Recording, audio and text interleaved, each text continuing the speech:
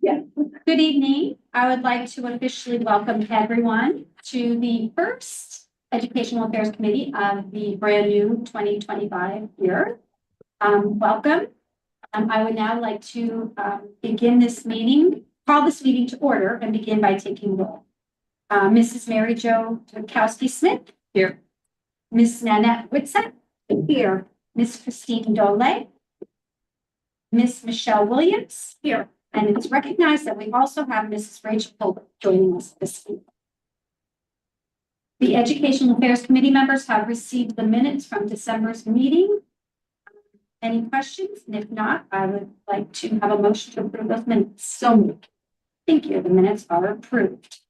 This evening's agenda, which has been shared with each of you and is also posted online, include the presentation of the Wallingford-Swarthmore School District strategic plan update, which we will go over in a minute.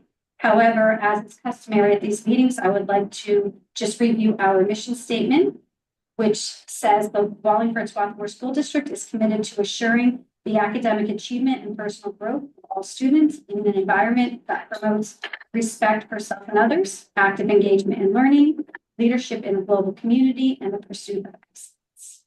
Our vision statement states that our vision is to develop a world-class school district that provides students with the skills to succeed in a changing global environment. This vision will be realized through a commitment to high-quality programs and continuous improvement based upon the careful analysis and integration of the most effective practices.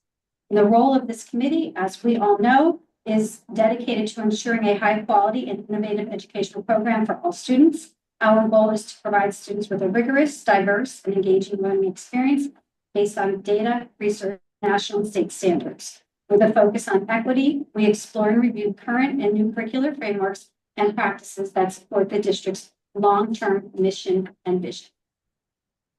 Our protocols as a committee include the committee meetings are conducted by Central Office Administration. Board members' questions follow each agenda item. The community members will then share any public comments or questions they might have. And lastly, we will entertain questions and comments and they will be addressed by the appropriate administrators as received by members of the public who are present. Okay, and with that, we will begin our meeting. So again, tonight we will be presenting an update on our strategic plan. The strategic plan that will be reviewed this evening was developed among a large group of stakeholders representative of the Wallingford-Swarthmore School District as a whole. The information that served as a catalyst for the development of this plan was collected through a series of audits that were conducted during the 21-22 school year. The audits conducted concerned the areas of safety, curriculum and instruction, diversity and inclusion, and facilities. Based on the findings of the audits, district leadership initiated a strategic planning process in the fall of 2022. The strategic plan is divided into 5 pathways that reflect our priorities. Each of the 5 pathways includes 3 to 5 strategic initiatives. As you can see displayed on the board is the vision for impact. If you want to take a moment and glance through that, I will not read that into you.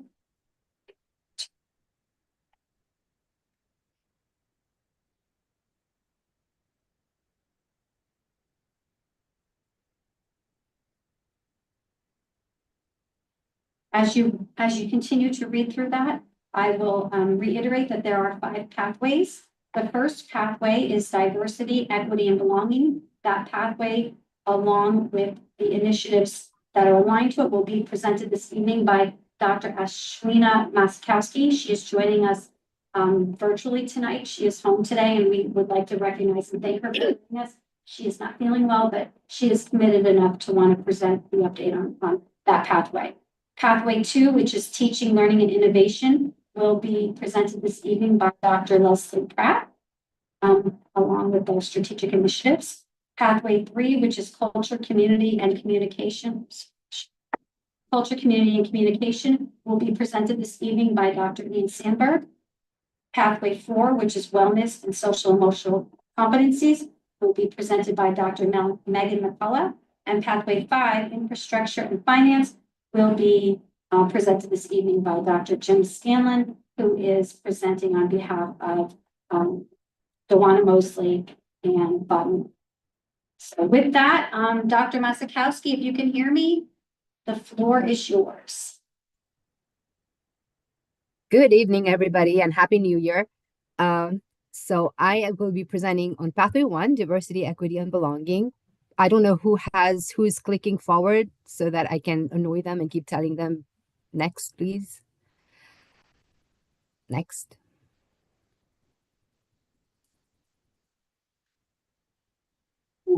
Thank you.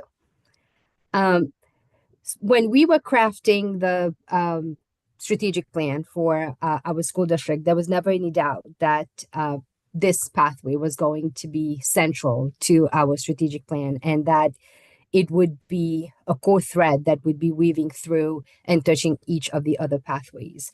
We started with developing the statement of intent with a whole group of stakeholders, students, teachers, staff, board members, and it was truly a labor of love as we developed how we were going to make sure that everybody's belief in what is diversity, equity, and belonging is truly captured in our statement of intent.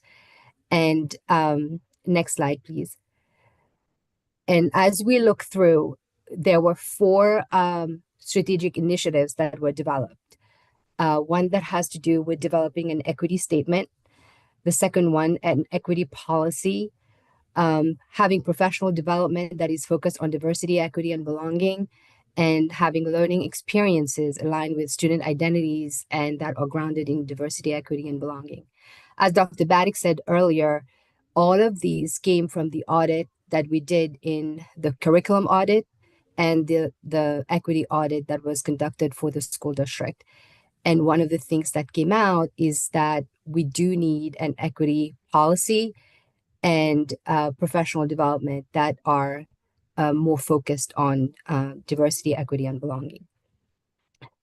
Additionally, there were a lot of, we found that students were looking for more experiences and activities that they could participate in and be a part of that would be reflective of their own identities. Next slide. So as we were developing the statement of intent, as I said earlier, we wanted to make sure that everybody's voice were heard. And as you're reading through this, there are so many words and terms and phrases that will resonate with you or that will jump out, such as having a common understanding, eliminating historical and systemic practices. And if you look at sentence number 3, which is all students and staff, regardless of socioeconomic, cultural, and religious background, gender, ability, or disability, we made sure that each of them were listed as identities because that was very important for each of our stakeholders, that the multiple identities of staff and students were called by names. Also, we wanted to make sure that integrated identities were mentioned, that students feel and families feel empowered, and that there are brave conversations happening in safe spaces. Next. So clearly having all of these strategic initiatives developed for as year 1 milestones were a really big undertaking. And we were not able to do all of them as intended in the very first year. For instance, the very first one, back one slide, Paul, thanks. The very first one, which is the policy and the equity statement, we were not able to capture that in the first year milestone. We had to push that to the second year. So one of our biggest focus this year is working on the equity statement. And right now, what we have is a first version of this equity statement.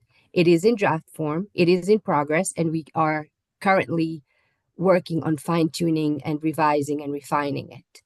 So we started by looking at what does PDE have as an equity statement? What are their parameters? What are they looking for as guidelines? And we compared what they have with what we have as our statement of intent.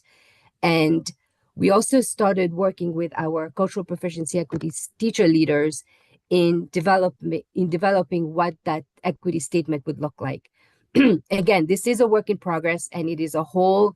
Every time we're meeting with our cultural proficiency equity teacher leaders, we are crafting and refining this. So this is really the very first version.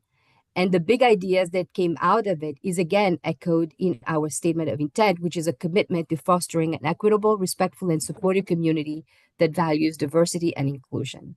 Right now, what we're doing is refining this and making sure that our next steps throughout the year is to run this for feedback and for input from our teachers, administrators, students, school board members, and cabinet members, so that we come up with a final version of what that would look like. Next slide. The next strategic initiative was about professional development and having professional development that is focused on diversity, equity, and belonging. And since 2022, we have seen a shift on how we are building this in our school district.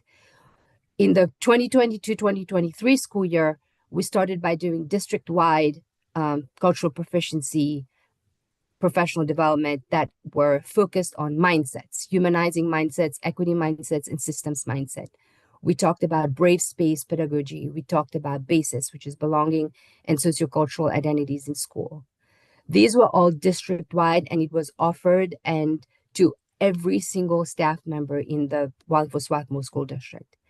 In the 2023-24 school year, we continued this idea of providing district-wide professional development on cultural proficiency, but we did it in collaboration with our cultural proficiency equity teacher leaders. We were planning the professional development with our teachers. We would bring in our speakers. We would plan out how we were doing it. Dr. McCullough and I developed a scope and sequence on the main topics of what the cultural proficiency professional development would be. And we got speakers to come in and work with our teachers, and then they were delivered in to the wide audience, and then there would be debrief session in each buildings. This year, we are taking a different approach based on feedback that we receive from teachers, that they want to own more of this in their buildings, that they want the professional development to fit the needs of their buildings. So right now, we are working with our cultural proficiency equity teacher leaders and our building principals, planning professional development that are based on the needs of the staff. And if you look at each building, they each have a specific theme. So NPE has building bridges across our school and community. SRS is words matter. WES is spheres of equity. The middle school is building respect, and the high school is to develop, rebuild, and maintain authentic, meaningful relationships within our school community. And this year, of all the professional development days, we have 3 that are dedicated to cultural proficiency, and they're 2 hours each, which is also a shift from what we were doing in the last 2 years. Next slide.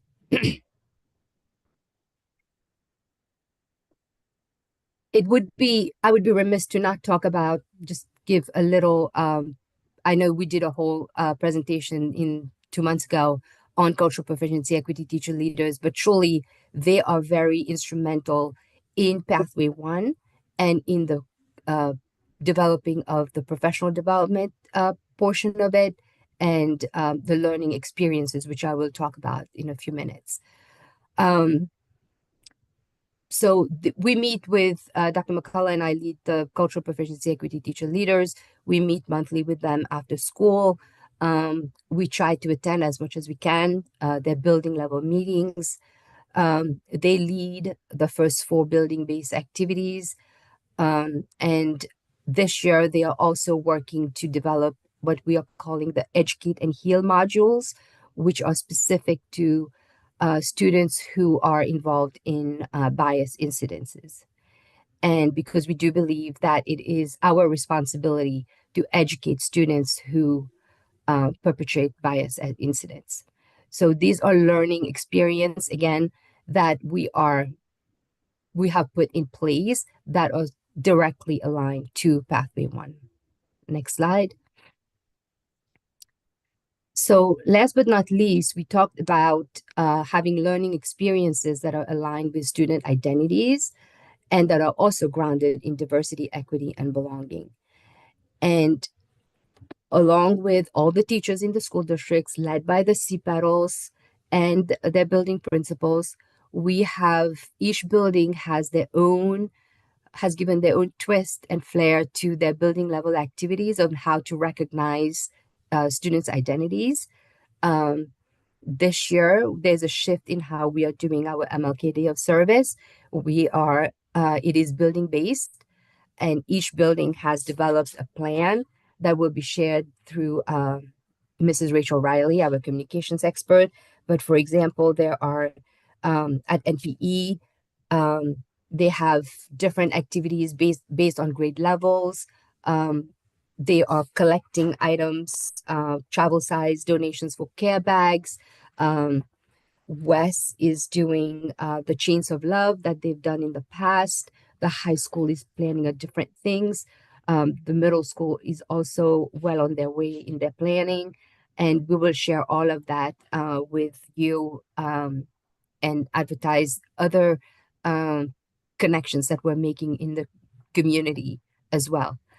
And we continue to work with our student ambassadors at the high school. This year, they are involved in the Coalition for Student Voice and Agency. They've been attending the meeting every month, and they're working with students from other school districts. And we have our affinity groups that are ongoing. So all in all, we are, as far as Pathway One goes, we did have a setback in not being able to do the equity statement in the first year as we had intended to do, but we are now well on course to get it done this year. Following the equity statement will be the policy, because that's the precursor to writing the equity policy. And we continue to work on our professional development based on the feedback that we're getting from administrators, teachers, and staff about cultural proficiency and the needs of our students and staff, and to continue to develop activities and learning experiences for our students and to include our community and families. So that's where we are with Pathway One. Thank you. Thank you, Kowski. Are there any questions? Are we gonna go through questions now or wait till the end? I just wanted to. Just get hers. Just in case. Sure. Yeah, did you? What's that? No. Thank you, Ms. Belvin. No. Ms. Williams? Thank you, Kevin. Now, I just have one question, just one little question. And that is, our number of bias incidents being reduced? Is it working? You know that? In terms of discipline incidents? Yes, and based on. Right, based on bias. race or Yes. socioeconomics. Yeah. Yes. So that's something that I just met with the principals. So that's something that we're looking at through their goals. And I know that that's also something that is looked at through PBIS. And I'm not sure if Dr. McCullum will be speaking to that this evening, but that's, and I know Dr. Sandberg is constantly looking at that. So it's always on the forefront of what we're doing. And of course, the goal is to steadily decrease any discrepancies or disproportionality. And I know, like I said, it's part of each one of at least the elementary principal's goals. It's part of that. So we're still collecting data. It's still, and we're not quite at mid-year yet. So we're still collecting information. In terms of achievement, we will be administering the next MAP assessment. We don't have, a lot of other achievement data yet, except for formative information. and discipline again in early, so we're still looking at that information. And we'll continue to do that, because it is an absolute goal of the district to decrease in the disproportionate. Thank you. I do have a question about the biases. Can you define what you're calling bias behaviors? What does that mean? That's a kind of generalized term. Tell me what that means. What are you after? A bias. Do you want me to answer, Dr. Baddick? Sure, certainly. A bias incident is any incident that violates the identity of the other person, the racial identity, the religious identity, that, and it violates the identity of the other person.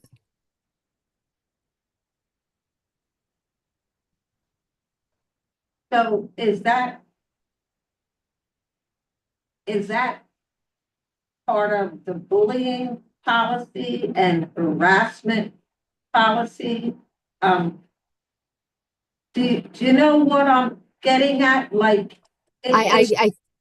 I believe I do. I think that bullying is a recurring violation, is a recurring crime. It happens over and over. When we're talking specifically a bias incident, it's an incident that happens, and that's why we want to be, once it's reported, we become aware of it, we want to be able to address it, not address it just as a punishment or as but also as a way of educating the person who has committed the crime and the victim on both ends.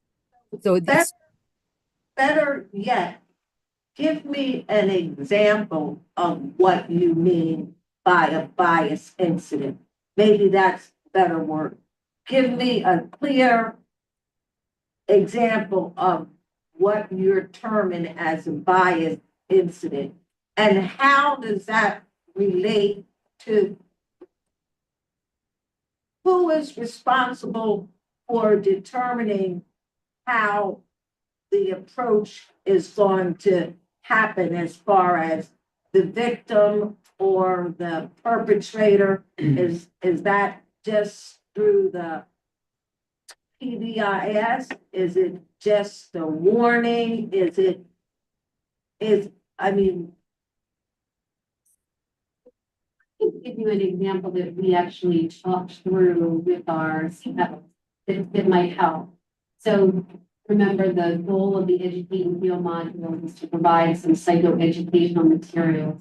When there's a bias incident, you can respond in a way that creates growth and learning and also heal. So one of the bias incidents that we worked through as a group was around a Chinese American student in class who had two peers that were using racial slurs, and they were saying they were joking with the student using these racial slurs. One student stopped when the teacher corrected them. And remember, there's a matrix for PBIS about what are all the steps that you take, and that student stopped when corrected. The other student then made a gesture with his eyes, sort of making fun, continuing to make fun of that student. So that was a very specific bias incident that we worked through as a team to talk about what were the steps, who was the victim, who was the perpetrator, who do we interview, who do we get information from, and how do we kind of walk through those steps. So that's kind of, for me, a good example of what we consider a bias incident. And ultimately, we put together a module for Educate and Heal that talked about some of the history around biases around Chinese Americans.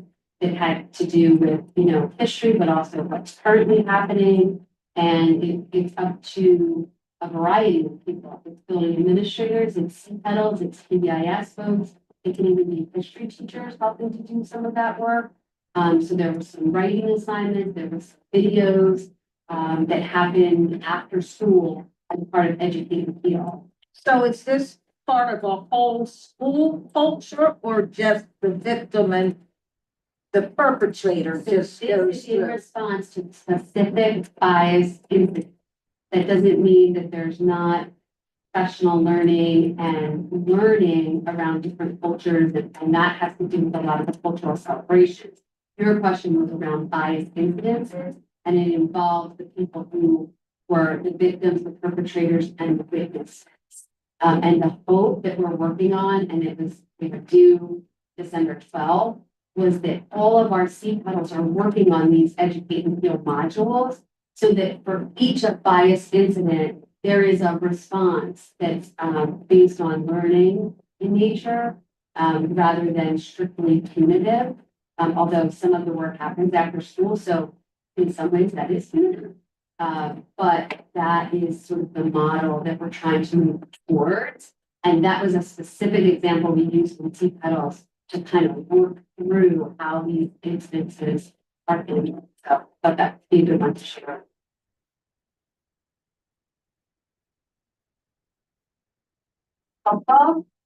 Yes, but I'm just wondering how that relates to victimization of Black and brown students with being referred to the N-word repeatedly and not getting support from teachers and not feeling supported. So therefore, they don't feel as though they belong to the community because of the way that they're being treated and it's being handled. That was one example. The idea is that every team is working on educating skill modules for different marginalized communities, and certainly we have an elementary team and a secondary team working on bias incidences involving Black and brown students. That follows that same module that I gave around the Chinese American bias incident. But it's the same concept, and the hope is that and I think quite frankly, teachers struggle to know how to respond and what to do.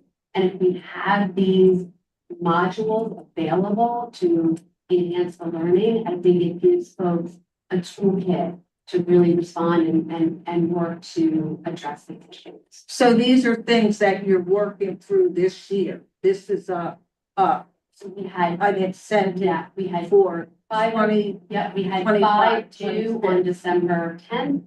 And so Ashrina and I haven't quite yet had an opportunity to look through all of the modules created. More will continue to be created. So it creates a catalog in essence, so that people do feel that they have tools to reach for and to respond to this in a way that is more assuring. And honestly, if I may add, this came up because just like what you're saying, Ms. Witt said, we have these incidents that happen, right? And we do not have, teachers may not know how to respond or what do we do? What are the steps? So what Dr. McCullough and I talked about is creating a system and have it put in place so that we eliminate the questions of what next, what do we do, and have the answers ready. And involving the teachers because they are the boots on the grounds, they see what is happening, they deal with it, so make it accessible to them by them. Okay. Fair enough. It's certainly a work in progress, and it is a lot of work, and there's still work to be done to create these modules. Time and effort, and it takes a lot of people agreeing on what the path forward should be. I just don't see it happening within a year because it's systemic in nature and it's been years evolving. So it's gonna, I mean, to set it as an achievable incentive for this year is kind of like setting up for failure because you're not going to be able to go make a playbook for the various Not for every incident, I'm underestimating.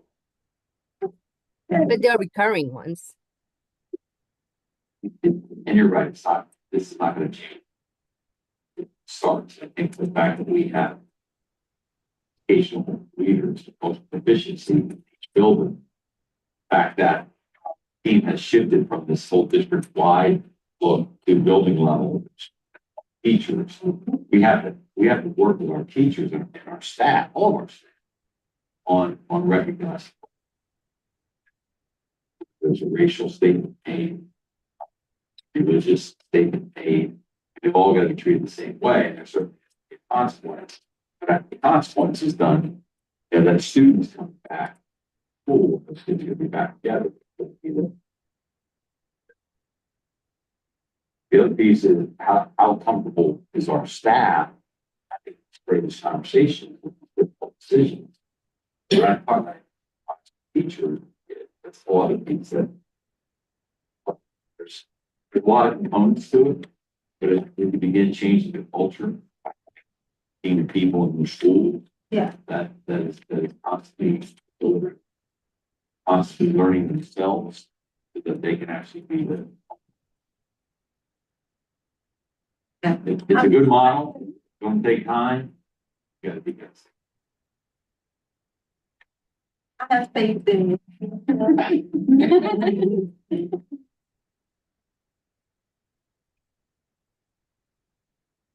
And if we shift to pathway 2, so pathway 2 is teaching, learning, and innovation. And like so many aspects of the strategic plan, it's about ongoing work and it's about interconnected work.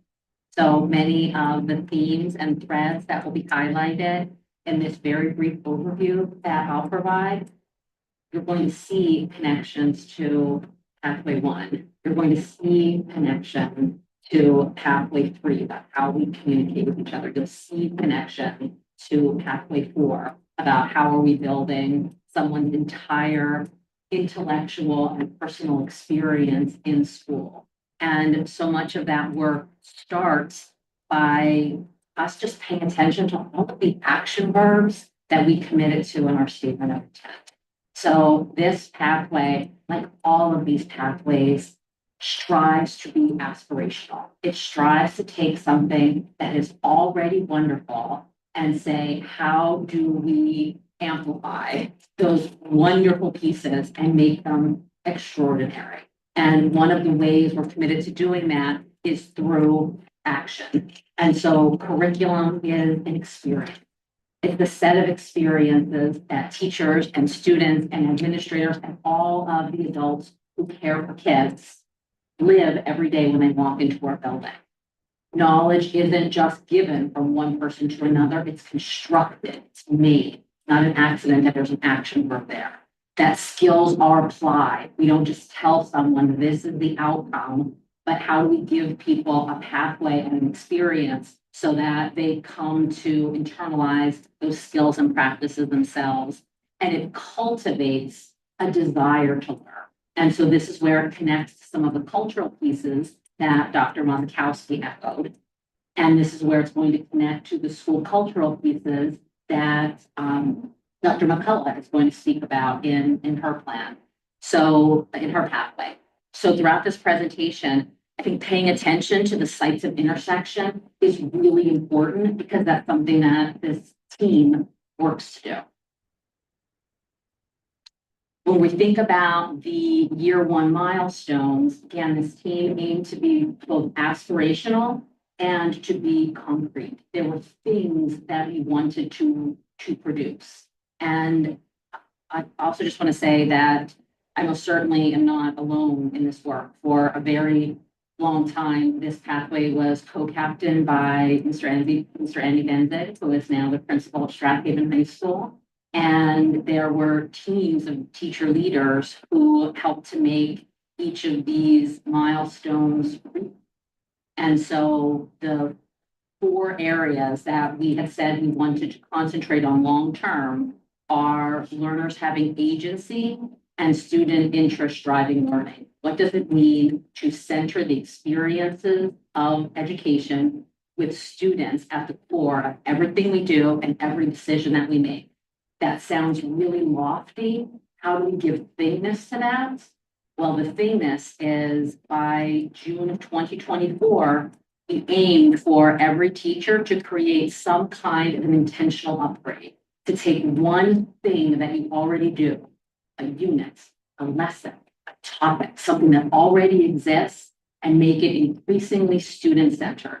So that's how this pathway attempts to take the abstract, aspirational, and put it in conversation with the concrete, the real, the tangible, the thing that we hold ourselves accountable to. So the second element, the second milestone, is about inclusive, high-quality, standards-aligned, inquiry-based curriculum.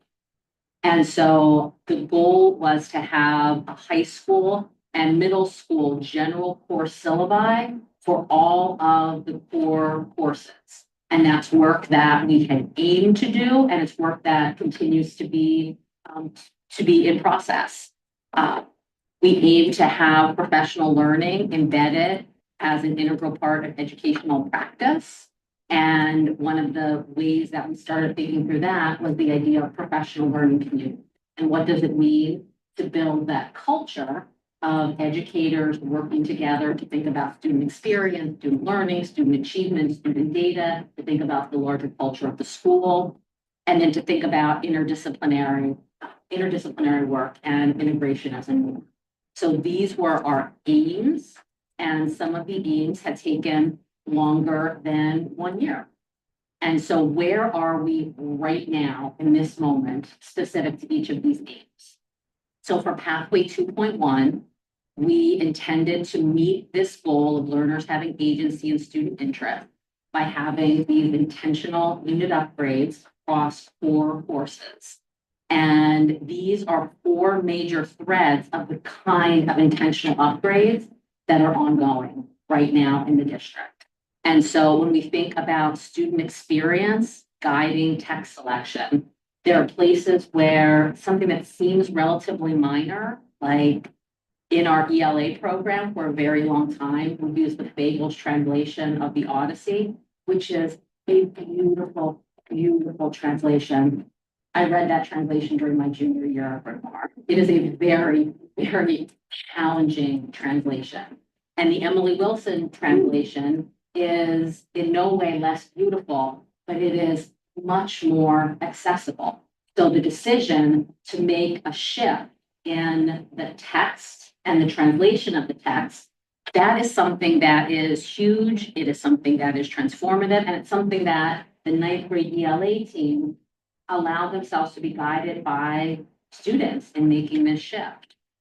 There are also some larger shifts, like the 8th grade ELA team working on a perspective unit and then purposely seeking out, after reading 5 different YA novels that were grounded in historical fiction, seeking out a text that moved between 3 different perspectives and 3 different times. So it's a great way to teach text structure. It's a great way to teach characterization. So it's not just that this is a great book, but teachers have made the decision, we're going to teach this text because not only is it a great story, but it's also aligned to very particular learning needs. And so that's going to connect to the next pathway when we start to talk about how we're building out and formalizing programs. You've also heard Mr. Benzing talk about experience before formality. And what does it mean when we think about the engineering units that are in place in grades 1 through 5? What does it mean when we think about the Project Lead the Way courses that are being built in our high school? When we think about the work that is happening with Desmos, which gives a way of visualizing the math and thinking about the thingness of the math before the abstraction of the algorithm. When we think about steel standards and the fact that in our environmental science course at the high school, there's an entire new unit that is occurring. In 2nd grade, there is a brand new unit on materials. Another area that is highlighted in these intentional upgrades are the idea of student authorship and ownership. And so if you remember in the world language presentation about a year ago, we had talked about students authoring their texts and anchoring experience. And we have those student authored texts that are now artifacts that are studied by students the following year. So what does it mean that expertise isn't just vested in some outside external source, but when we rely on the expertise of teachers, we'll talk about in PLCs in a second, and rely on the expertise of students as the authors of their own lives. And then when we have lessons that are aligned with students in mind, the work that's happening right now with the K-12 health and PE teachers in collaboration with our K-12 nursing team, as we're thinking about the introduction to puberty, as we're thinking about explicit instruction around analysis, as we have an entire middle school team of social studies teachers who are committed to being better teachers of reading. I don't just teach social studies. I want to learn how to teach reading and writing better.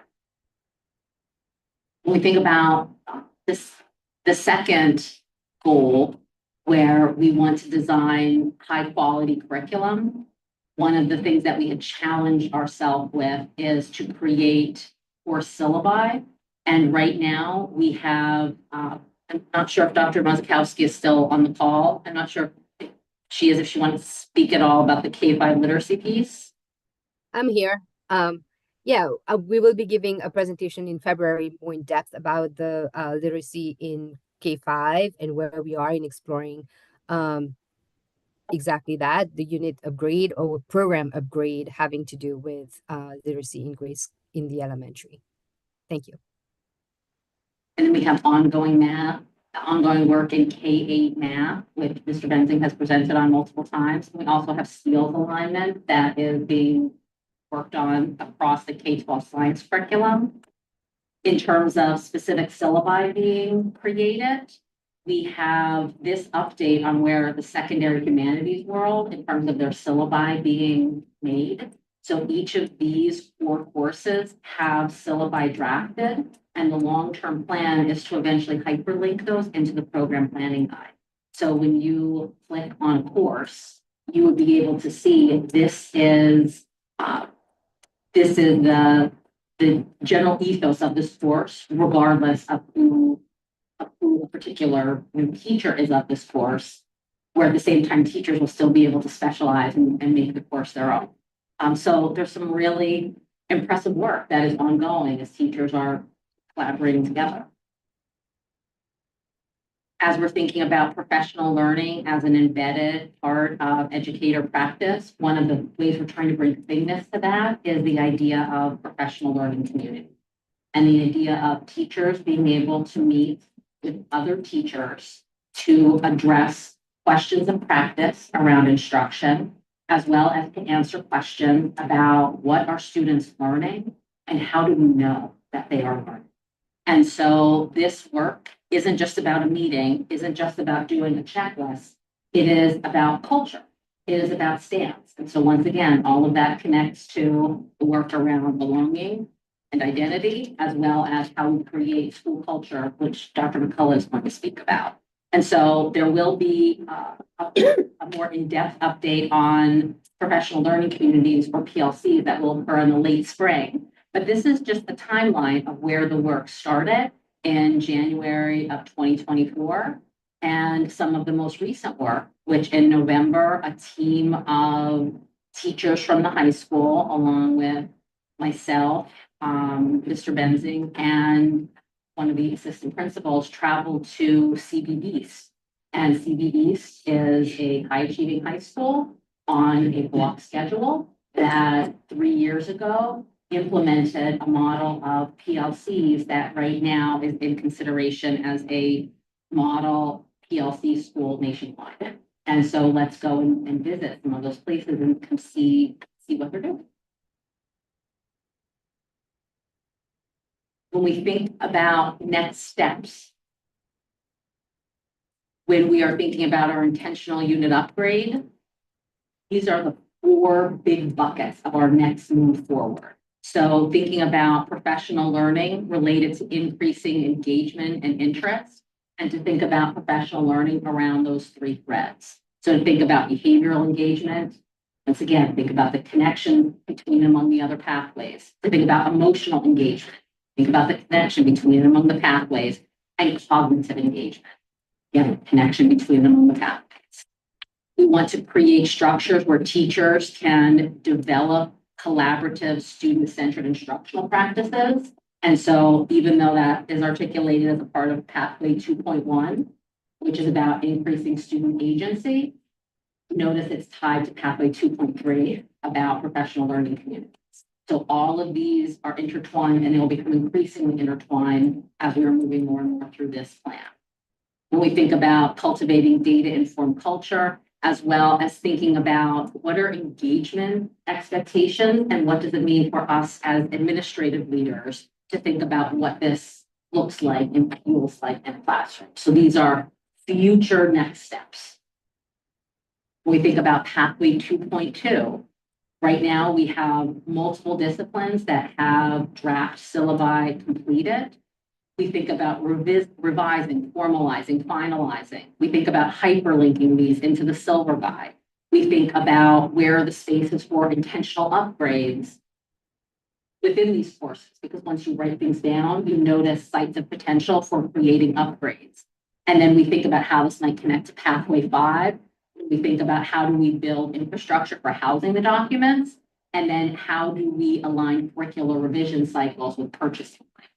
Once again, that can create some fiscal reliability.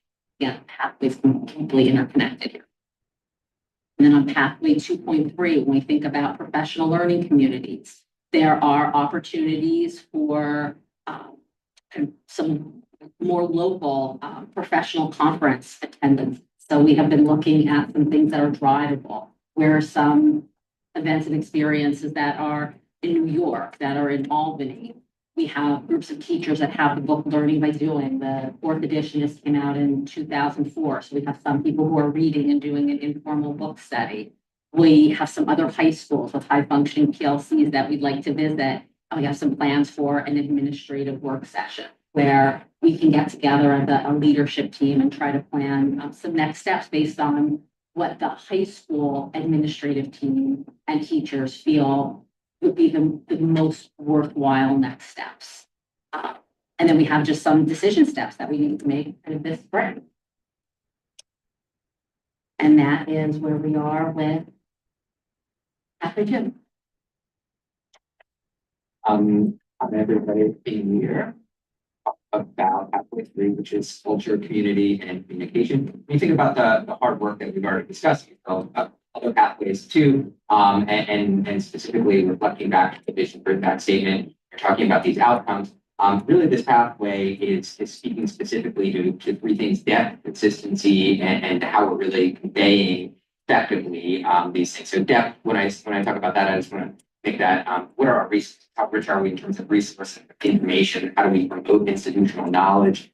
Consistency, how are we conveying things in a uniform manner? And then really conveying it effectively.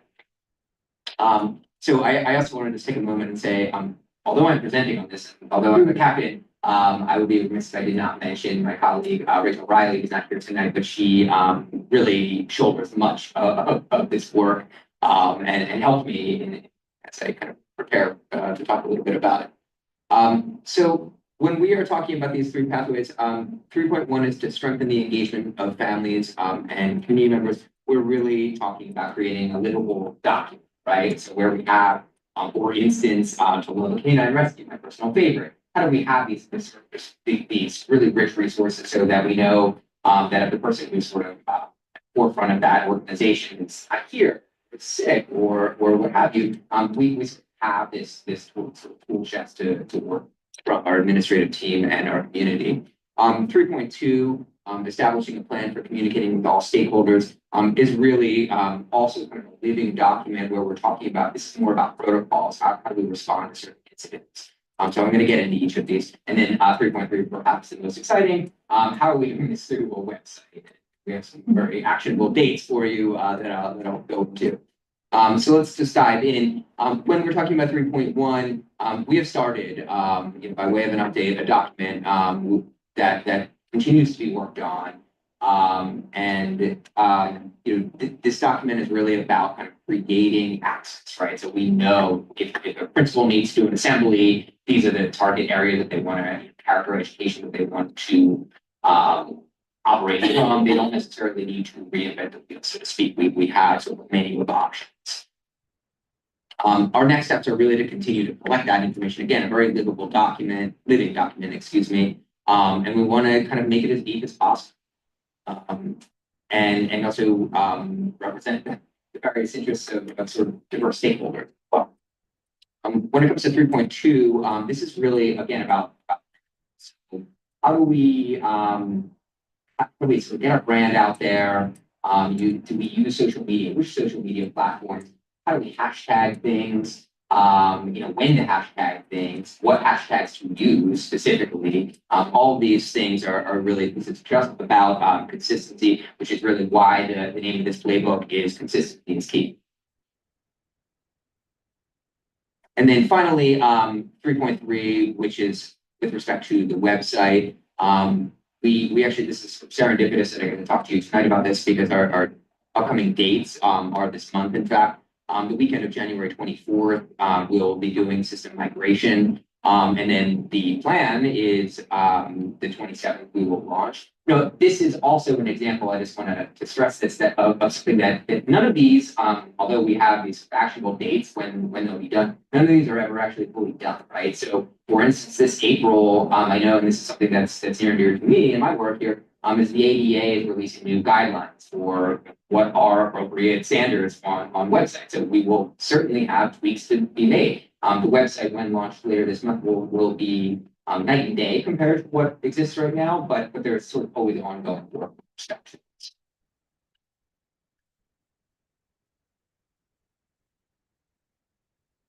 Yes, thank you.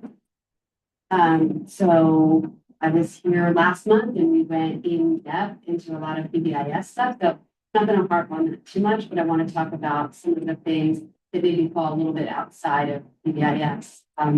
Our statement of intent was put together by all the stakeholders and group members you see below.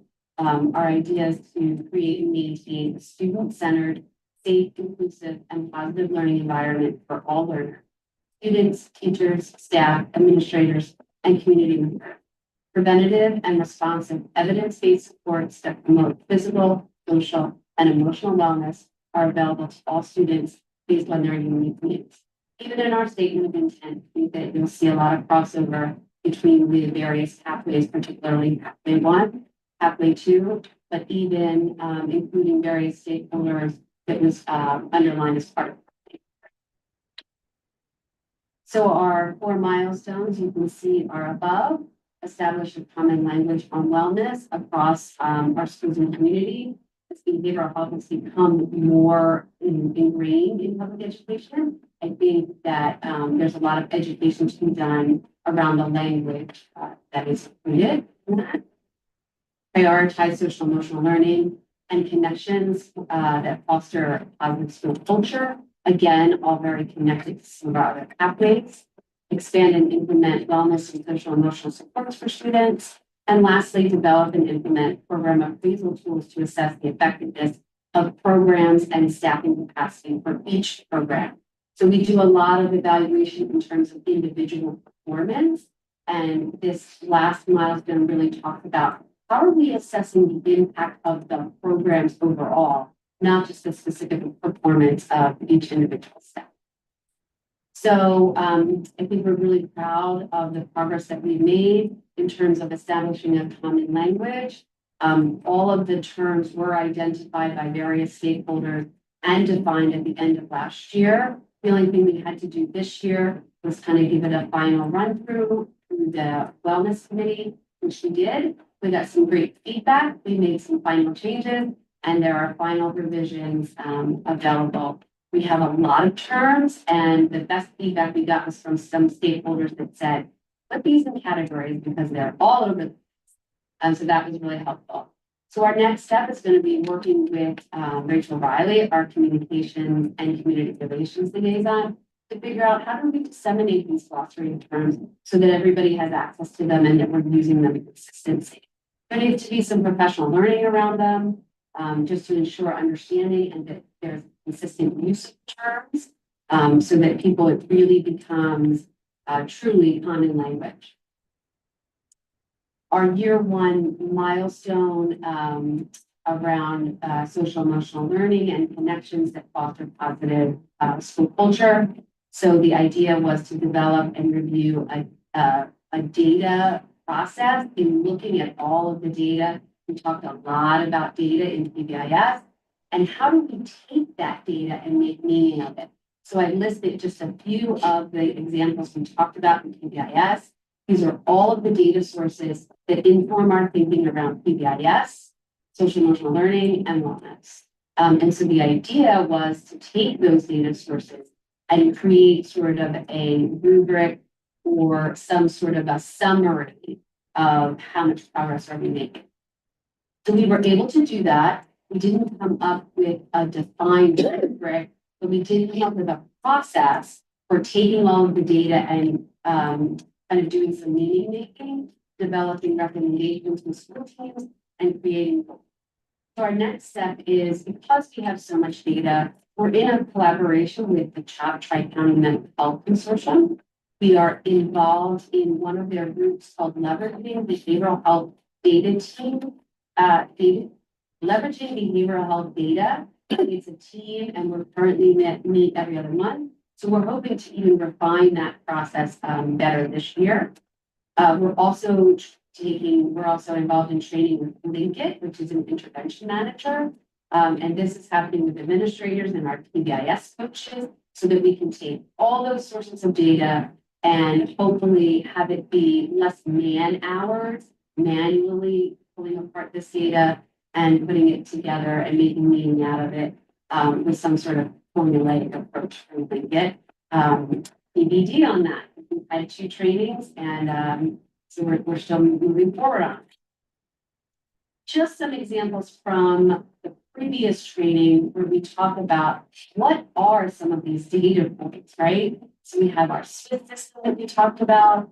We have our social emotional learning survey through Panorama. That's where we get information from students. And then we have the SHAPE performance evaluation, which really just talks about how close are we to the gold standard of mental health services in schools.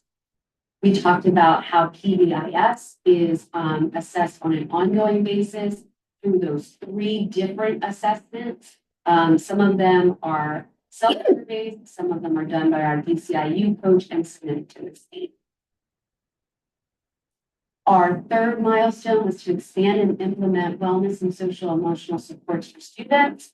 We decided to do that by adding 1 additional universal tier 1 support to PBIS.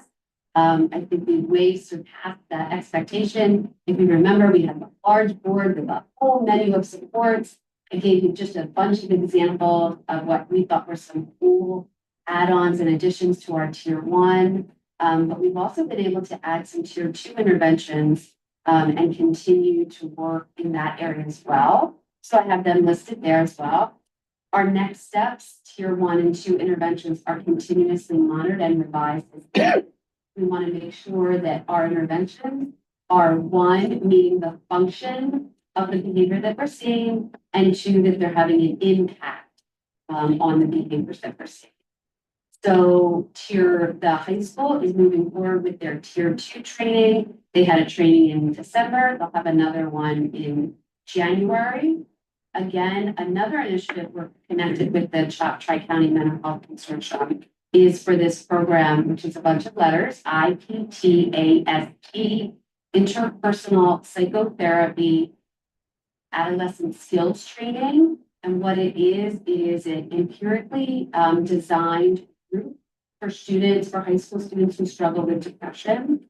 And so CHOP is doing the training for a couple of our behavioral health counselors, and will be another option that we can implement at a higher tier 3 level.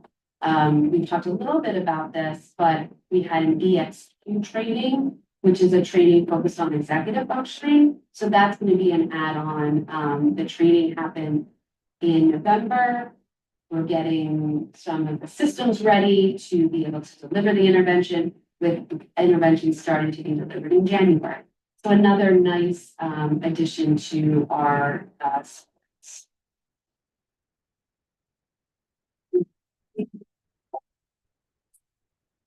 screen.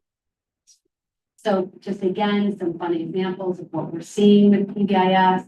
And our very last one is to develop and implement appraisal tools to assess the effectiveness of programs. We spoke a little bit about it before, not necessarily looking at the performance of individuals, but how successful are our programs. We've done a lot of work in this area. We are continuing to do trainings around the ASCA model, which is the American School Counselor Association, which gives a performance appraisal for how do you judge how school counseling departments are doing. So we're still in the process of training both administrators and counselors in this model. Our CHOP, the CHOP is doing, we're about 3/4 of the way through an audit CHOP, who's going to help us create an appraisal tool for our school nursing program, using the 21st century nursing standards. And we have already been utilizing the SHAPE assessment. We talked a little bit about that before, which gives us scores and tells us how do we compare to the gold standard in behavioral health services delivery in schools. Our next steps is to identify best practices for our guidance instructor. That's only in our elementary school. We have not yet created sort of a rubric for assessing and addressing the impact of that program. So that's a TBD and coming up. We have ongoing professional learning around these various appraisal tools I mentioned above. And we need to really use these appraisal tools for goal setting and progress monitoring, both as a district and with individual school teams. Again, some really good enthusiasm from students around PBIS, good enthusiasm from students around social emotional learning. I think it's always just nice to see them. And I'll turn it over to infrastructure and finance. We've heard about all these wonderful programs and these great goals. How we have people. Obviously, one of the goals of strategic planning is to make sure that the budget process is focused around strategic goals. We have limited resources. And make sure those resources are going toward students in the classroom. So there were 3 strategic initiatives in Pathway 5. And the first one was looking at a 10-year capital plan, to facilities, making sure they're modern, update some of the major pieces of the building, HVAC, all of those things. We've heard a lot of that at our finance committee past couple of months. Second one is looking at a framework that would evaluate and sustain budgetary practices that are going to reflect all the priorities of the district, again, tying back to the strategic plan. And the third one was looking at partnerships to expand our revenues and resources. Again, these are the 3 pathways that are in there. Looking at year 1 milestones. This year, the district has assessed all of the facilities to establish baseline information. So, in fact, we have we'll talk about this in a minute too, coming up on the 15th of January, presenting comprehensive plan for a 10-year plan, how to finance that plan, what does that look like, looking at the deferred maintenance numbers and also looking at the additions and renovations to public buildings plan over 10 years. 5.2, a framework to evaluate sustained budgetary practices. That we want to have various different platforms, look at sources to evaluate, sustain these practices. We want to align these, again, the educational priorities to the district. We're currently going through a second year of phasing process. I'll show that to everybody in just a second. And then partnership that includes structure, funding, peers, and alignment to budgetary needs of the partners out there to expand revenue. Look at additional grants. That will hear more about that in the budget process. So what were the deliverables for the 10-year capital plan? We have done an assessment of all the facilities. we had, all 5 buildings have been completed with an assessment, their structural needs, their renovation needs, their maintenance needs. Those buildings, they look great, and our staff does a great job keeping them looking nice, and they're comfortable, and they're really good spaces for teachers to teach. But making sure that behind the walls, things are still operating to keep things going. So they've all been assessed with mechanical, electrical, plumbing, looking at the exterior, is there any stone that needs to be repointed, things like that. That's happening out there that you don't typically see unless you're really out there looking for it until it's too late. Kitchen equipment, we did some updates to some kitchen equipment that we the last couple of meetings had improved some of that. The site outside and also interior building. So complete comprehensive review of all 5 buildings. Preventive maintenance plan was recommended by the operations committee to improve stability and for a lot of that. Looking at a 1, 3, 5, and 10-year capital plan, and again, that's coming up in January. So the finance meeting, our goal is to present that and move that on to the board and begin the process of approval process. I think we're also going to need obviously some communication about that with our community. What does that mean? What is the cost? What does it mean if we don't do things in 10 years for some of this maintenance? So there's a lot of moving parts to all of that too. And that's the whole cost analysis that pathway 5.2, the framework to evaluate, sustain the practices, budgetary practices. This is all part of the phasing that's been put in place the last 2 years. So we just finished phase 2 of the budget process. So phase 1 is all the mandated expenses, contractual obligations. Those are things that we really can't cut. And about 80% of the budget falls in that category. So that we got teachers and expenses, and we've got supplies, things like that. Those are all the obligations that we have for operations. Phase 2 are the strategic plan initiatives. And what are we going to prioritize as the next year of our strategic plan? So we take all the things that you've heard tonight. What's the next step in building? What's the next step process? So we got to cost all that out. So all of our directors have submitted all of that. We're in the process of sifting through all of that and how much money are we going to have in the bucket next year? And we have to prioritize. It'd be nice to do everything all at once, but 1, you can't afford it. 2, people can't manage it because it's too much to do. There's only so much everybody can take in 1 year. So that's phase 2. Phase 3 are just any kind of normal budget requests, do a cost analysis and additional funding that might be needed. And just what normal operational pieces that will be tying into phase 1 stuff. And then the final part of the phase is personnel requests. That becomes phase 4 because that's not done until about March. So all the cost center supervisors can see about 3/4 of a year if there's need for some additional staff. That could be enrollment driven, so that might just be needs driven. Some of that might come out of strategic plan initiative that we now put in place that require additional staff. Those happen. So all of those are connected by the staff. March. I'll update all the job descriptions that were done in the business office. There were many of those that had to be done, so those were completed. Correct district's expenditure revenue coding systems, because to align with PDE, there were a lot of things that were not coded properly. We had to recode them, and we went through audits. We had to go through the end of the year recoding things that were not properly coded, and that is all taken care of. Dewan Mosley's leadership. This is office. The processes, procedures to do more workflow efficiencies, reduce errors, reporting delays. Those are updated and balanced every day on a daily basis. Things like reimbursement requests that come in would sometimes take weeks or months. Those are done more efficiently now. That's all has to do with the process to be more efficient business funds. And when we look at multiple year budgets, because we really wanted to, the fiscal year 25, this year is the budget year where we established base. Because this is a year where we kind of looked at our internal expenses and tried to operationalize things, efficient with things. You don't want to increase your budget on a budget that maybe you can tighten up.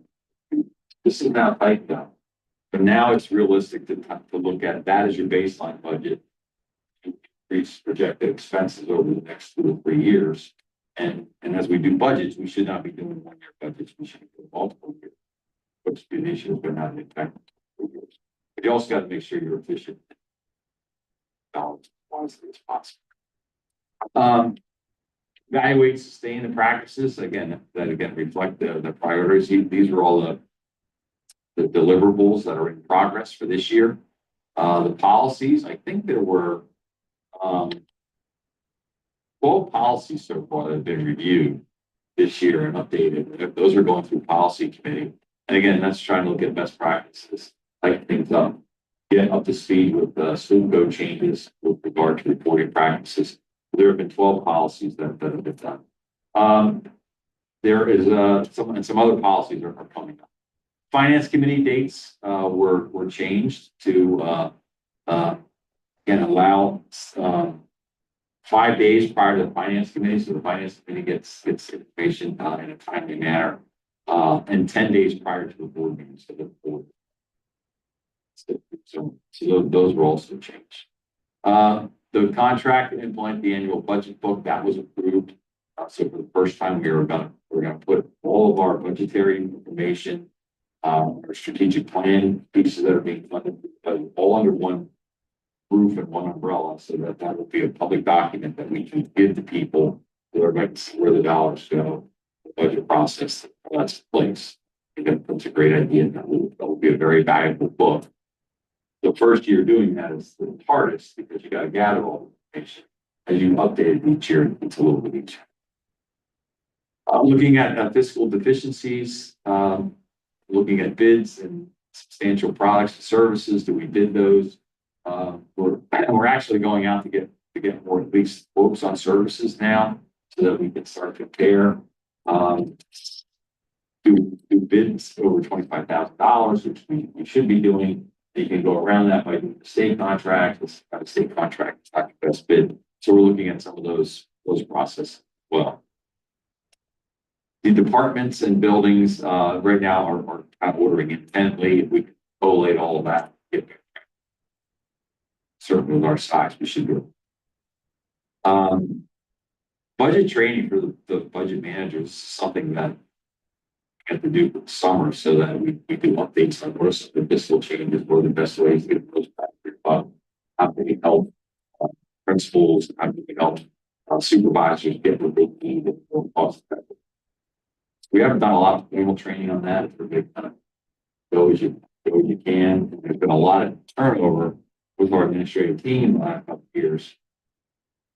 We center everybody with the best fiscal practices.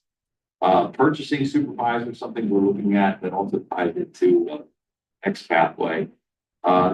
Somebody that would be overseeing it. We don't have a purchasing agent or purchasing supervisor, so we're kind of sharing the burden of all of that.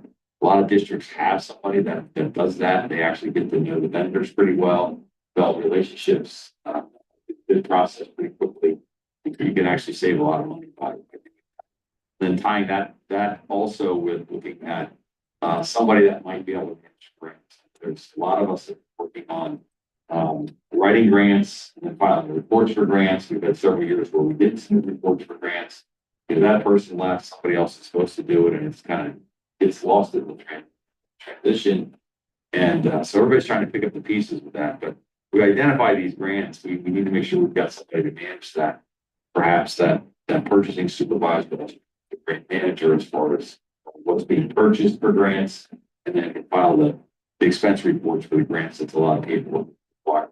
There might be a way to get a 2-for-1 out of that person, which would help some of the efficiencies with this. These are some of the things that we've been dealing with. Again, reports not being done since 2021. We're backfilling, trying to fill those in. I think we did 8 or 9 of those to try to catch up and get those as we close out those grants. Let people know, educate the district and the public about where the money's going. We are considered to be a wealthy community, wealthy district by the Department of Ed standards. But what people don't always realize is that we don't have a lot of business here. We all do here, but most of the tax burden is falling on some larger districts that have more of a business space. The businesses can pick up a lot of the slack. Don't pay as much. So that's kind of a unique piece here. Looking at the revenue coding system again, with PD, make sure that all aligns.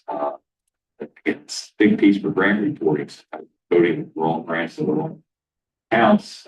Doesn't look right. You got to change all that. It could be a lot of work that's done twice instead of doing.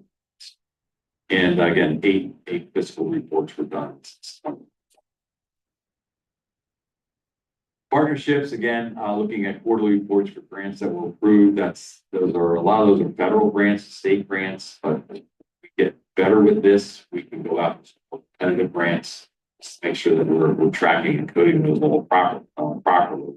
Again, we have a grant writer partnership right now. We did sign with a community member who wants to help us write these grants. So we actually have sent a couple over. So we have a little test case, it's almost like a pilot, if you will, this year. Grant writers can pay for themselves. Money we pay to do it. Because you can also write some of the administrative costs into a grant. We think there's going to be new grant opportunities for school districts. Again, the federal programs coordinator that we might pilot.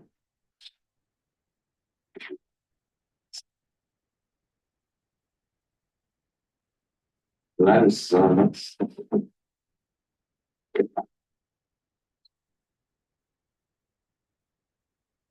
This is just another example of the pathways and the book that goes under the pathways. So that really is the end of our presentation, and we're happy to entertain any questions you may have. Thank you so much to everyone. Really, really appreciate your being here and helping us. What's the due question?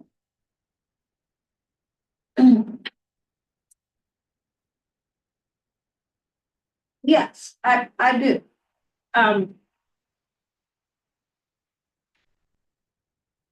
With respect to the infrastructure and finance, are we in compliance with developing a 10-year capital plan, or is that something that should have been done last year? well, And it's carrying over to this year? yeah, there's no state requirement for compliance with capital. If we do go to bid for a project, obviously there's compliances we have to do with bids. I think there used to be plan con regulations where you could submit to the first project that ended about 6 years ago. There's still a plan con process. They're just the fund. If it's important to fill out the plan back and you're not in the system, you're not going to get still the paperwork to do. So, but are we in compliance? Are the buildings being maintained? Is that the question? Or I think the buildings are being maintained, but there's no compliance for capital. That's up to each individual school. Well, I'm like there's things that, well, like the last finance and facilities meeting, they went through the major deficiencies that we have. Yes, that and so is that something that you're talking about as one of these pathways to budget? Yes, absolutely. That's part of the whole path. There's two parts to that path.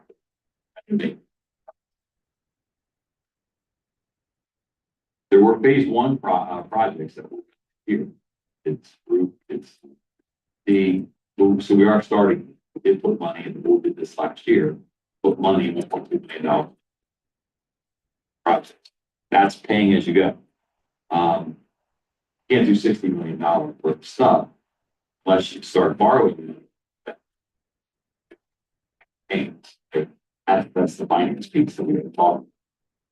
So that's the preventive maintenance piece, and then there's renovations. The two big buildings, the high school renovation and SRS. Good SRS, the heating system's kind of inefficient over there. It's a little bit cold, it's hot. It's a big building for high school. It's an old building, it's hard to renovate. There was some renovation done to it, but that was 2004. That was done. It's already 21 put together. Gotta make sure you maintain it. So you have preventive maintenance, and then you have these two big renovations. You got to kind of build that into the plan. Almost like, should we do preventive maintenance first before we do renovation? In an ideal world, yes. Might have to do both. With respect to the finance piece, isn't it a way to collaborate with the boosters and to set up, like, you know how they have like the thermometer that people are Yeah. raising money for a particular project?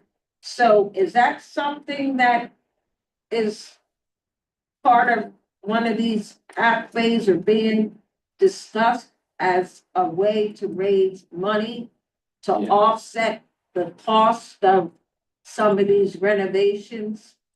That's part of Like we the could do third, one the for third the pathway, area. pathway 5, is to look for some of those partnerships. To try to raise $60 million PTO group. But things like what could happen is we're going through doing renovation, if we're looking at playgrounds. The district says we'll put 10,000 in, we'll try to get PTO to raise 10,000. Double the size of the, like that kind of stuff. That happens a lot in a lot of places.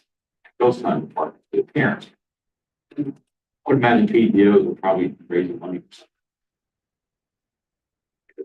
They kind of partner with. That's a good.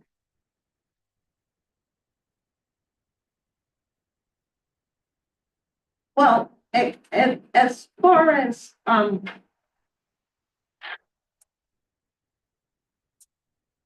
like DJs is part of Rutledge, and it's a pretty big company that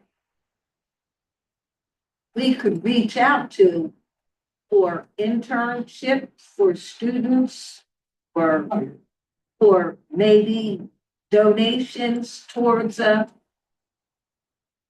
mean, are we going, is that what you're talking about with collaborating with Yeah, outside? somebody at the last finance committee asked about get somebody to donate money for scoreboard, but on DJs or convenience store. Yeah, like the Market. ads that you sell at the end of the school. We don't have a lot of business in this. You get districts, bigger districts, larger towns and big corporations. It's a lot easier to reach out and have the director or the president of that business get my go to school. Here, we're limited with businesses. Why are going to larger, maybe vendors to work with? Lots of people finish. Some foundations with districts will go out and get tax credit money for business. Banks. We got a lot of banks They gotta go to nonprofits that are 501c3. that are part of Delaware County. There's a lot of banks. Yeah. In the county Yeah, seat, yeah. there's about So 10 of them. I think we're limited with business, but I think there are, we can do it. And with the pathway to wellness,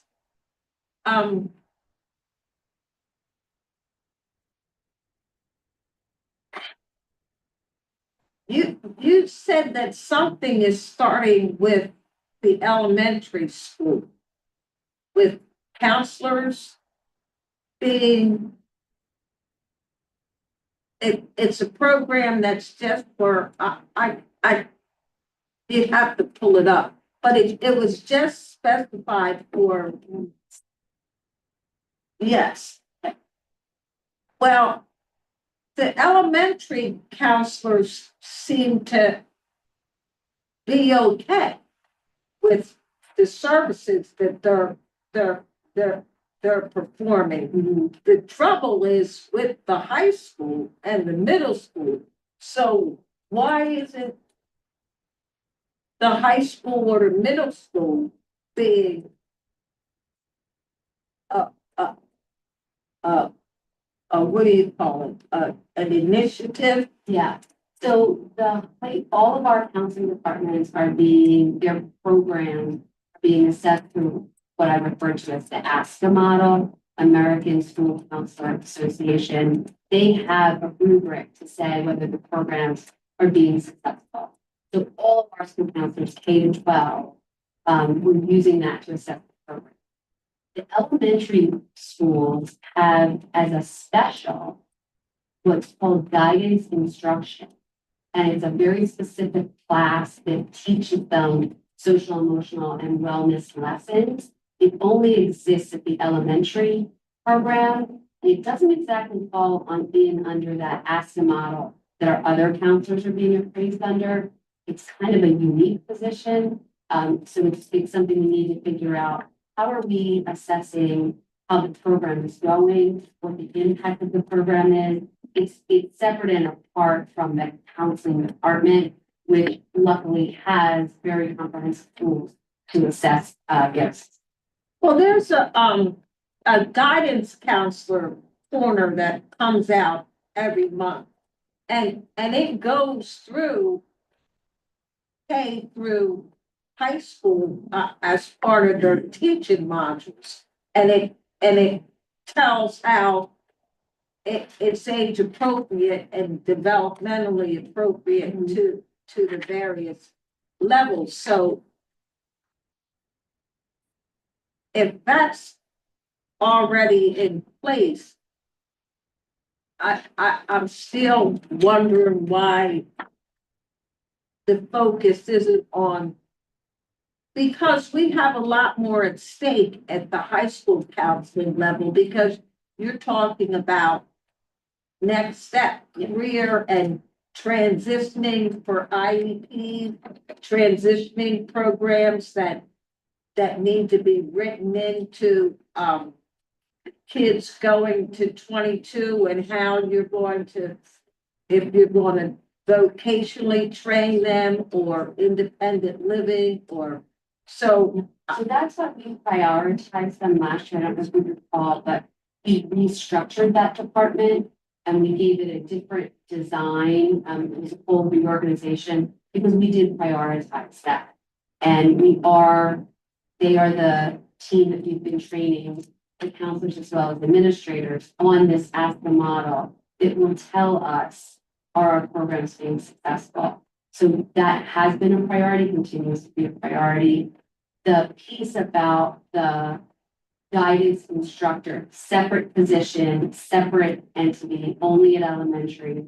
We're just trying to figure out how best to assess that. It is not instead of prioritizing what's happening at the secondary level, particularly in school. It's sort of a separate and apart thing. And quite frankly, in the scheme of things, it's a very small piece of the work. The big part of the work, you're right, is probably at secondary counseling, mostly high school because the stakes are so high. And that's why we've really been investing on a different structural model and supervision model with the administrators and the professional learning around the ASCA model, and making sure that we're utilizing those program appraisal tools, which are built in, and it's very nice that they're built in for us. It's helped us to really prioritize and progress monitor. But it's a heavy lift and it's a lot of work, but it's very separate and apart from that little bitty thing, which is just kind of figuring out are we being successful with our guidance? So is there a schedule for the assessments? Yes. Like, are they quarterly? Are they, Beginning of the year, Monthly end or- of the year. beginning of the year? End of the So year. the beginning of the year is really last year's school Correct. year's Yep, data, that's exactly right. and the end of the year is Is the current Yep, school and year. then we do side by side comparison. Yep, And then from that, you, set goals and make a plan to move forward for continuous. okay. Thank you. That's actually a good segue for my question, which is just, regarding the initiative 4.4. So remind me, so this is implementing the tool. And then remind me, is the idea that we would use that information to potentially increase staffing or change staffing at some point? Is that the It's to be able to assess the effectiveness of the program. And when you're assessing effectiveness of the program, you have to assess the resources, determining human capital. Sure. So is our goal of getting to these next steps, is it possible with the current resources, including human capital? and so do you foresee that these are up and running and able to provide that information at this point, or is that still sort of ongoing? We have a good amount of initial data, and that's been included in our budget proposal. What we are waiting for is the final audit from the child nursing audit, which I think will give us more specifics. But I think we have enough data already to indicate that we certainly have some gaps in it. Yeah, and then just overall, I just wanted to acknowledge the incredible amount of work that has gone into this. It's one thing to, the planning part was enough of a lift. The developing the vision was enough of a lift. Then we all step back and you all have been the boots on the ground doing the hard work. And it's an incredible amount of work, clearly. So thank you very much. I was going to say, I wish, I hope that our community members will watch this meeting because it answers so many of the questions that we get. So this was really helpful to hear. A couple comments and then I do have to as well. I love that you mentioned the syllabi might be hyperlinked to the silver guide. I think that's great. I think that also speaks for equity across the board. A new website. I assume the budget book would be online perhaps as well. So I think that is all definitely moving in the right direction. I had a question about pathway 2. So one of the goals was that 100% of our staff, our teachers would create an intentional upgrade and also provide a syllabus. And so you said that some of the syllabi conversations were ongoing, others had not. And so I guess I'm just wondering, what is the phrase that I have heard quite a bit often is that they're islands of excellence. And I know that it's baby steps and we're moving in the right direction, but I guess my question is there a system to kind of follow up? Well, why don't we have to build this for, and also the teachers, are they working together? Because it doesn't do anything if they alone just give you a syllabus, it doesn't change anything, right? So are they collaborating and creating these syllabi? So I guess that's my question about the systems, for compliance and kind of follow. Such a thoughtful question. And so I'm going to start by just re-emphasizing, I think real curricular leadership work is helping people lift where they stand. Because otherwise you have tomes of work that get created and then get shelved. And so if we really want curriculum to be experienced, if we really want curricular documents to be alive, we have to invest in the time and energy to build together.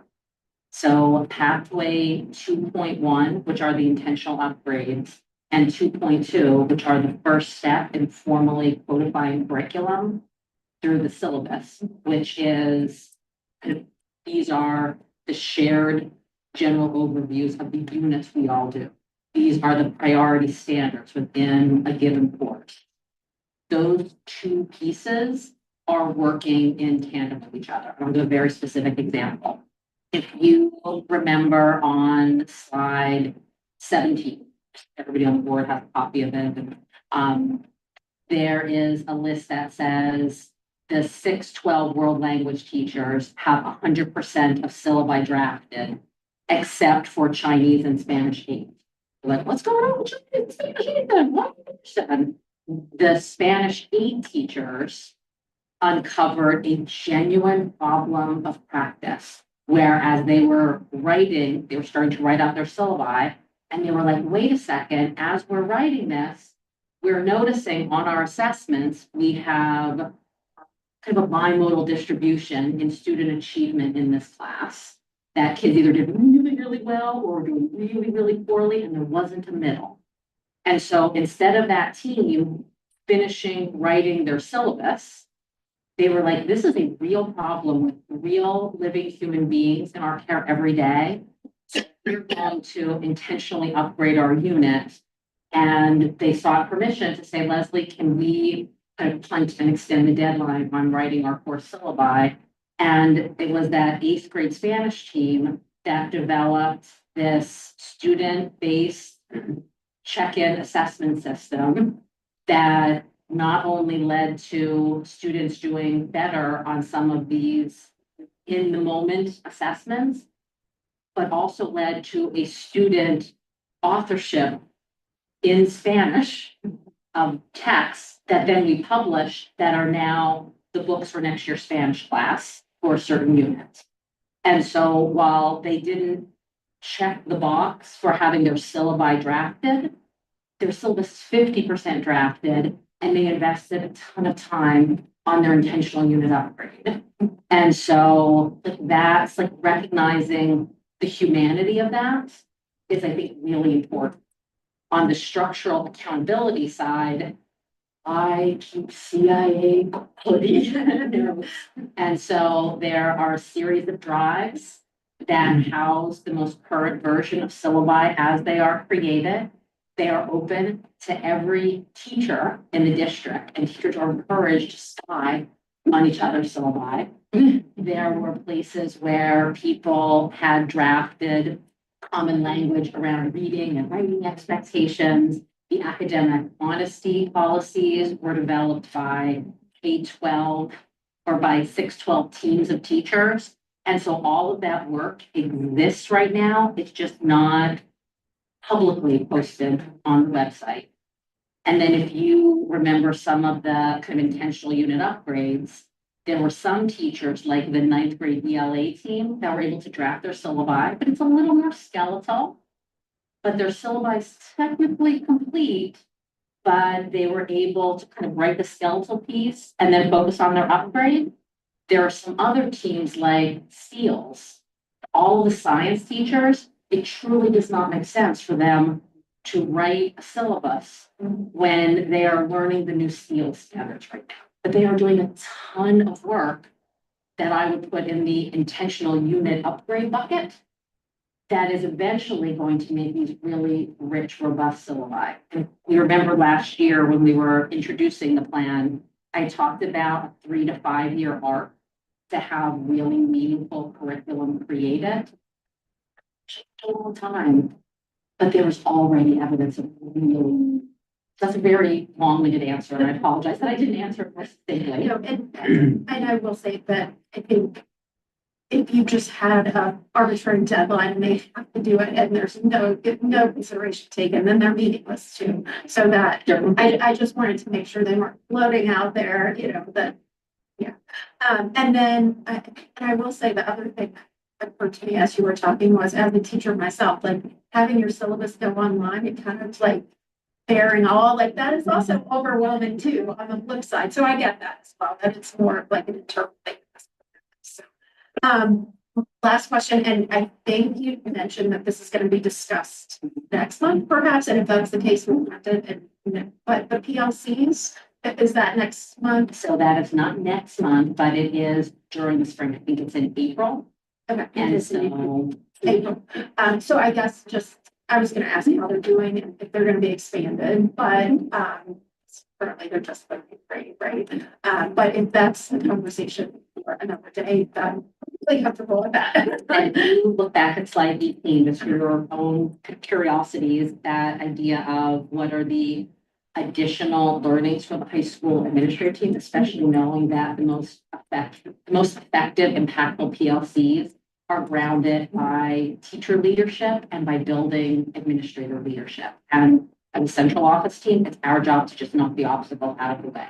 And so we have a new principal in the building, and for that principal to get his sea legs on how he is going to support and shoulder and shepherd the work of PLCs, which I can share when we visited CB East. He was like, oh my gosh, this is really helpful and beneficial and valuable.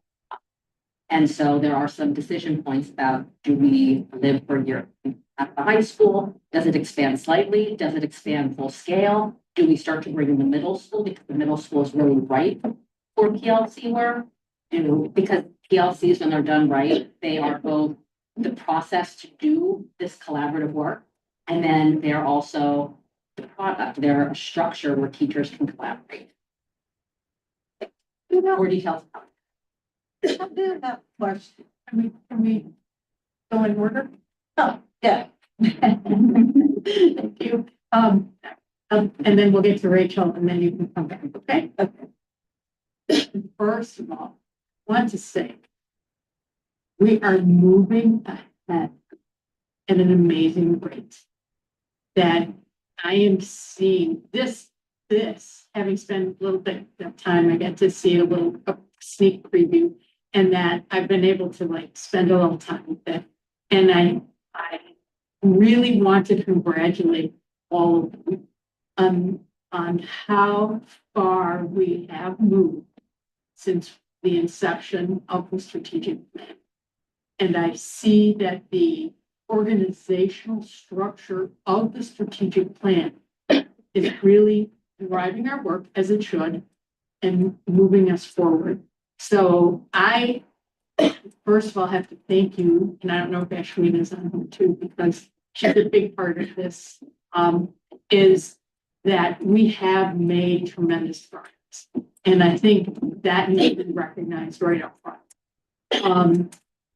And yes, I think we still have lots of work to do. We need to get that 10-year plan, and I'm ready to hear that. I am ready to PLCs to move forward on that. I think that's got to be a big look at is our, developing a full-scale plan for PLCs. And I know that you're evaluating programs, and I think that is also to hear programs, not just individual success. It's very important for us to do that as well. So I just want to thank you very much for everything that you're doing. I mean, I know we're making, from the day I started till today, we are making tremendous progress. Day I started on the board. Okay, Ms. Holder. Yeah, I really appreciate this because it makes me think, it made me reflect on, sitting in those initial meetings, with all those people in the cafeteria and whatnot. And it is like strands of, rope or whatever put together. And we have kind of like a goal, but we have all these different ways of coming at it. And I hope that it doesn't feel to people on the ground level like they're just doing it because it's in the strategic plan.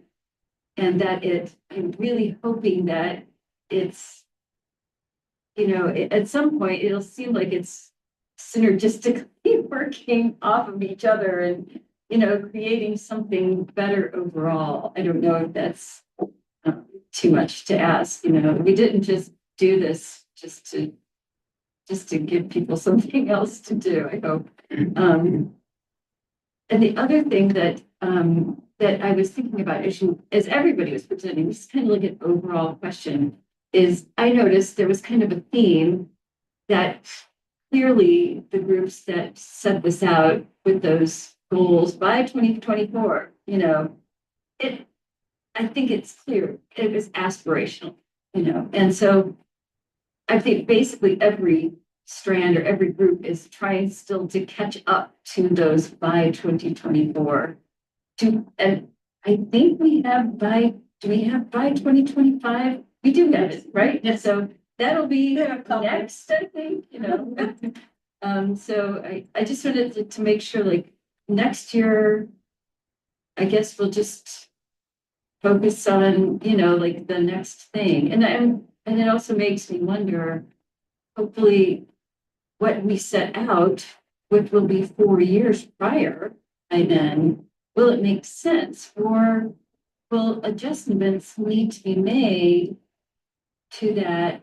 Now, okay, we've done these, this stuff worked, this didn't, to leap on to the next, to the by 2025, given what we learned in the things that we've done till now, that doesn't make sense anymore. We need to rethink it. I think we need to make sure that we are flexible enough thinkers and as a board and an administration to give us that feedback. And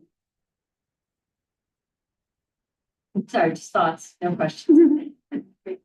Definitely just add one little comment that I think might be useful as we're thinking ahead in that reflective spirit that was over about that. Just we can click back to slide 15. Throughout this presentation, there is a title slide that lists not only kind of the thingness, like the tangible aim for each of these milestones, but in kind of a darker color just above it is like, this is what we're actually aiming for. And it can look lots of different ways. But whenever I feel like, am I losing my way? Am I still holding on to the focus? Like, what exactly am I trying to do? I'm in a conversation with the principal and we're looking at data and we're like, well, what are we doing?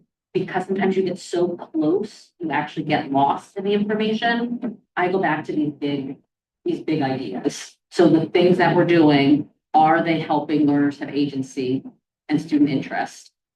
Is professional learning embedded in an integral part of what we're doing as it stands? And PLCs are one way of doing that. The triads at the high school are one way of doing that. The ongoing collaboration that we're trying to build between regular education and special education teachers, the way that we're trying to build literacy models that aren't deficit-based, like those are all threads that are pushing towards those big ideas, and each pathway has one of those big ideas. So whenever I'm feeling, oh my gosh, like did so much, like what am I trying to do? I go back to those, and I would encourage us as an administrative team and board to return to those things for ourselves. That's not just big highfalutin language, like it can be a real thing.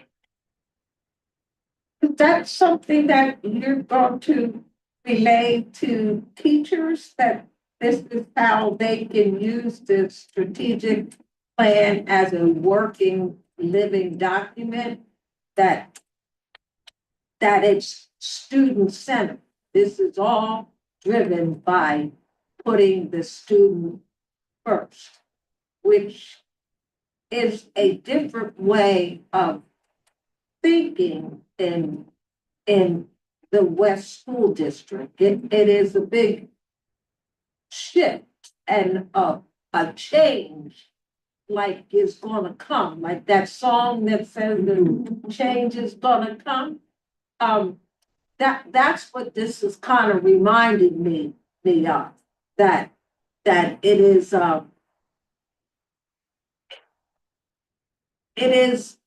a work in progress, but it's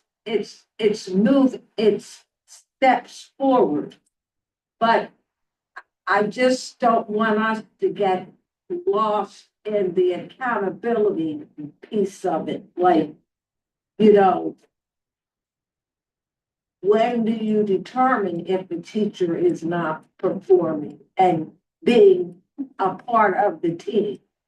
Like, if you're not part of the solution, you're part of the problem. And how are we as well, the board isn't responsible for that, but HR, she's not here. How are they going to, what is their piece in the strategic plan in holding different staff, administrative, cabinet, bus, staff in general accountable for their piece in making the strategic plan succeed. I think that is where we blend between that kind of ideal goal and holding people accountable to the tangible thing that you are asked to do. And so I think that it's just always that balance. So to say collaboratively as a seventh grade social studies team, what is your course syllabus? Here is the framework, here is the support, here is the structure. At the end of the day, there needs to be some kind of a draft syllabus that is completed and that will be made public. And so it's that blend of this is the goal, here's why we're doing it, and this is the concrete realization of that goal. I think that's the balance between being in school. How do we know kids are learning? We have these concrete proxies for their learning, and we're always back and forth between learning in big sense, and here is the representation. I think that's the challenge and the joy of this. And my question under the teaching and learning, just one more, is, Mr. Benzing is the number one first person that's listed as part of the program support. And he is now principal of the high school. So is the strategic plan going to be updated to remove his name from that, or is he is he continuing to be on there because he was part of the initial step, or is a replacement going to be put in? Mrs. McCaskey Smith and I had this conversation. We decided, and as a team we discussed it, to keep the names of the people who were very integral in building out this plan. Because they're what they contributed is part of the legacy of what we've accomplished and what we will continue to accomplish. And Mr. Benzing is still a part of this administration. There are people listed that have left the district, but they were still part of that process. So we will keep them there. We may put an asterisk that indicates that they have left the district, but Mr. Benzing is still very important. Okay. And we need him to help us to continue to carry this out in the high school. Yes. And I'm going to say that some of our answers to our questions are going to depend on the new superintendent. And some of those are going to be the direction that this new superintendent is going to take. And that is our responsibility, and making sure that our selection process supports this strategic plan. Yes, so we have a big ask. Yes. Well, thank you for the presentation, and it's exciting and it's refreshing, and a lot of effort and intentionality has been put into it, that I think that it will be the success of the district if all the incentives are met in a timely manner. Put this. And the board for approving it. People doing a lot of good things. Well, so you said that you kept people's names on that were an integral part of the plan. So why has Dr. Marseille's name been taken off? It's on there. Yeah, he's still on. We didn't take anybody's name off under, not under. No. He was under facility. He was on the last team. Oh. I will, unless there are other questions, I would like to share the tentative agenda items. So we can put it on a slide for February. They include, and this will be a heavy meeting to try to get a lot done here. The elementary ELA proposal, because we're considering the new core curriculum. An update on and highlights of the TOSA's work to date for this school year. And then the presentation of hopefully the comprehensive plan, which we need to get done next month so we can post it at the end of. Thank you. Thank you.